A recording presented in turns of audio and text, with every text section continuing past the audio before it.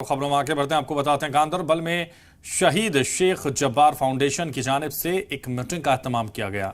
शहीद शेख अब्दुल जब्बार की 34वीं death anniversary के मौके पर उनको याद किया गया और खिराज अकीदत भी पेश की गई।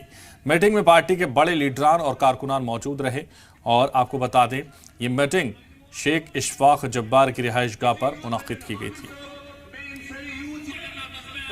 ईद मिलन का प्रोग्राम रखा था और जो हमें शहीद मिल्लत शेख जब्बार साहब का 34वां यौम वफात उनका एक फातह खानी होगी, जिस सिलसिले में हमने प्रोग्राम की आज हतमी शक्ल देनी थी।